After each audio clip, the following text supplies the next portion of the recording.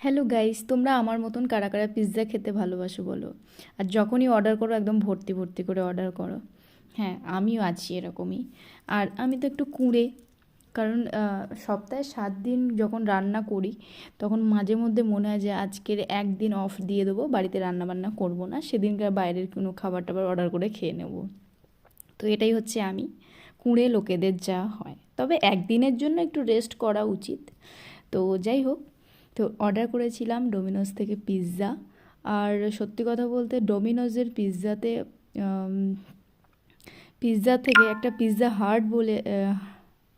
হাট বলে আছে, সেটাতে সেটাই বেশি ভালো, সেখান থেকেই পিৎজাগুলো বেশি টেস্টি হয়। তো যাই হোক, আজকে দুটো পিৎজা অর্ডার করেছিলাম আর মোটামুটি খেতে বেশ ভালোই ছিল। দুটোই একটা চিকেন ছিল, একটা মাশরুম মানে ভেজ ছিল। তো যাই হোক, তো আজকের পিৎজা দিয়ে লাঞ্চটা কভার করে নিলাম, মানে আজকে আমার রান্না বান্না করতেও হলো না। তো এই ছিল ছোট্ট মিনি ব্লগ। কেমন লাগলো তোমরা বলো। টাটা। হ্যালো গাইস, তোমরা আমার মতন কারা কারা পিৎজা খেতে ভালোবাসো বলো। আর যখনই অর্ডার করো একদম ভর্তি ভর্তি করে অর্ডার করো।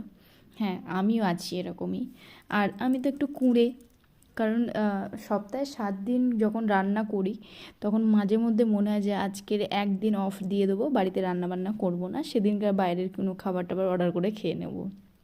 তো এটাই হচ্ছে আমি, কুঁড়ে লোকেদের যা হয়। তবে একদিনের জন্য একটু রেস্ট করা উচিত। তো যাই হোক, তো অর্ডার করেছিলাম ডোমিনোজ থেকে পিৎজা। আর সত্যি কথা বলতে ডোমিনোজের পিৎজা থেকে একটা পিৎজা হাট বলে আছে, সেটাতে সেটাই বেশি ভালো, সেখান থেকেই পিৎজাগুলো বেশি টেস্টি হয়।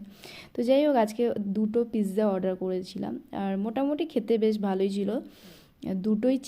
একটা চিকেন ছিল, একটা মাশরুম মানে ভেজ ছিল।